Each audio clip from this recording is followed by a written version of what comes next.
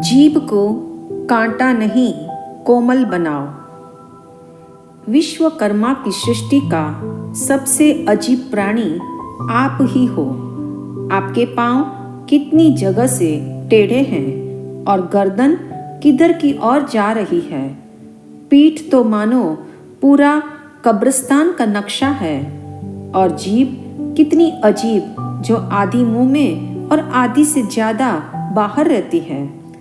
आपकी खाद्य सामग्री भी इतनी श्रेष्ठ है कि जंगल के सूखे कांटे तक खा सकते हो।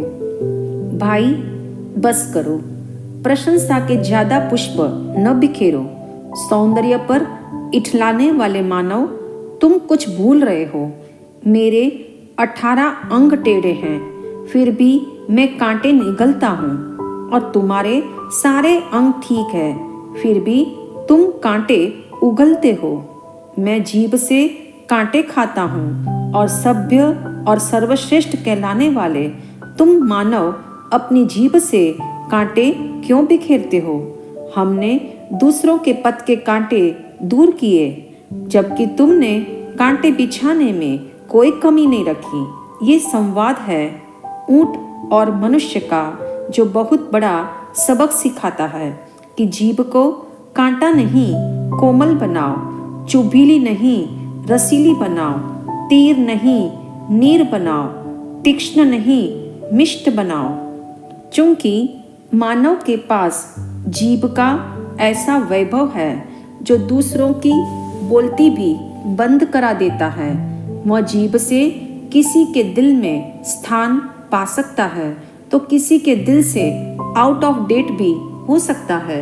इस धरती पर भी सत्ता जमा सकता है और किसी के हृदय सिंहासन पर बैठकर राज भी कर सकता है। तथापि इंसान अपनी जबान से दुखी क्यों है?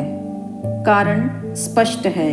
जबान को मक्खन की बजाय पत्थर बना बैठा इंसान फूल के सामने कांटे लेकर खड़ा हो गया है।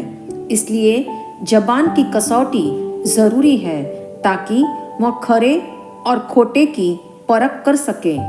जिह्वा ही वह पैमाना है जिससे कलह और कल्याण को नापा जा सकता है।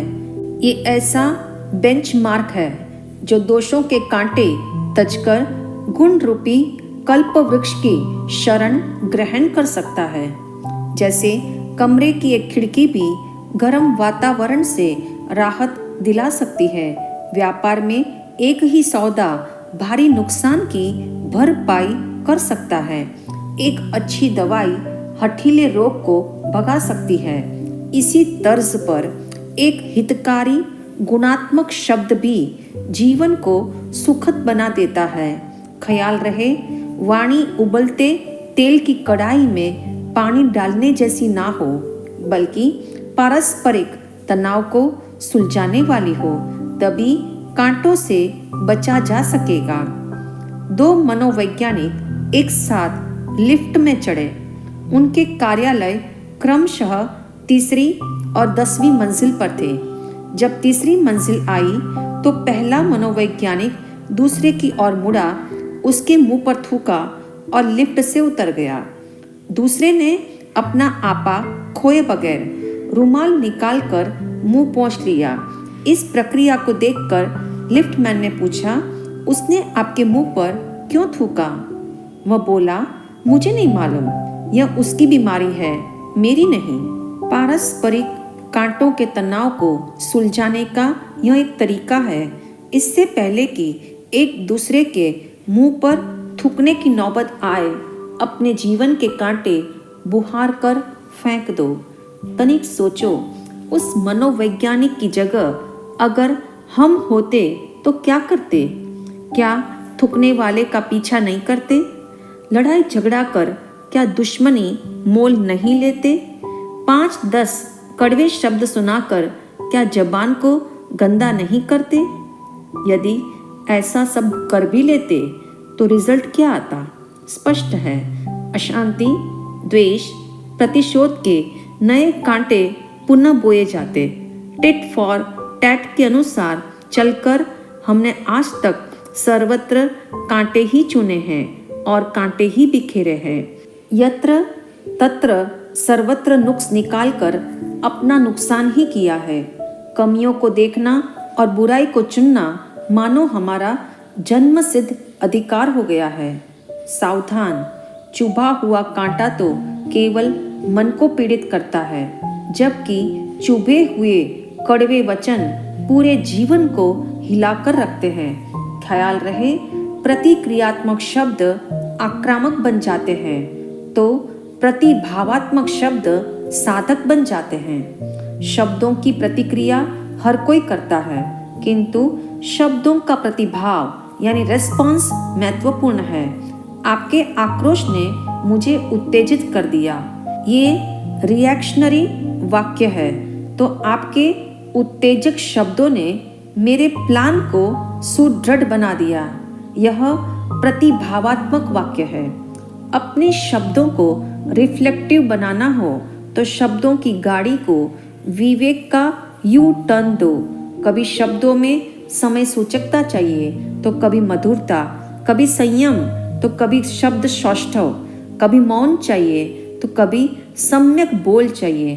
कुल मिलाकर वाणी का संयम इसलिए जरूरी है क्योंकि मुख से निकले शब्द लौट कर नहीं आते और जिस उद्देश्य से बोले गए हैं वहाँ तक पहुँचते भी अवश्य है। इसलिए परोक्ष रूप से भी किसी की निंदा बुराई करने का निषेध है। शब्दों का कल्याणकारी वर्तुल बनाना हो तो भावों को प्रेषित करने हेतु शब्दों को नया शोकेस दो। आपकी बात गलत है, यह कहकर आज तक हमने अनेक दुश्मन बनाए, अब नया प्रयोग करें।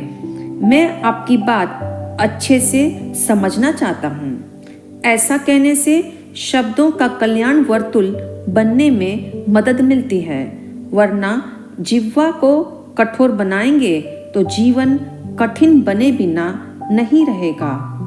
कितना अच्छा होता यदि बचपन से ये सिखाया जाता कि हर शब्द हमारी मानसिक संरचना को प्रभावित करता है और शब्दावली एवं उसके पीछे रहे इरादे हमारे भविष्य को निर्मित करते हैं, तो बोलने में शब्दों का संयम रखना आसान हो जाता। याद रहे, यदि कोई बार बार चाहिए शब्द का प्रयोग करे तो जान लेना उसकी मानसिकता कमजोर है, आग्रही है। चाहिए के स्थान पर यदि सकना शब्द का प्रयोग किया जाए तो सोच, शैली एवं संस्कार भी बदल सकते हैं। इसलिए जीवन तालिका से इन शब्दों को अलग करना होगा। चाहिए करना पड़ेगा, काश, बेचारा, यह गलत है, मैं नहीं मानता, ये उसका दोष है, उसकी गलती है। इन सारे वाक्यों के स्थान पर कहे कि ऐसी उसकी शैली है। संक्षेप में किसी को गुस्से में या मजाक में भी गलत मत कहना, ओछी शब्दावली का प्रयोग मत करना, तभी कल्याणकारी शब्दों का वर्तुल अखंडता प्राप्त करेगा।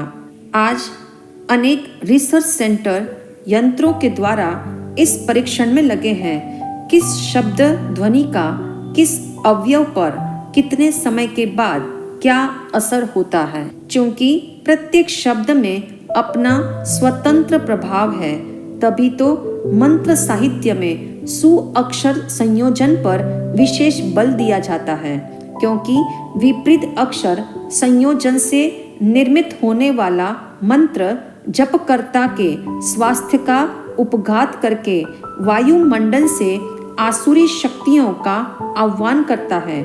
इसीलिए ज्ञानी कहते हैं, शब्दों का कल्याण वर्तुल बनाना सीखो, ताकि रिफ्लेक्टिव ऑरा की ऊर्जा से जीवन संपुष्ट होता रहे।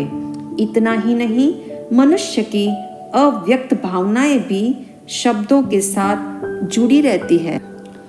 यूं जिह्वा को दोष के कंटकों से बचाना हो तो उसे गुणात्मक शब्दों का तास पहना देना।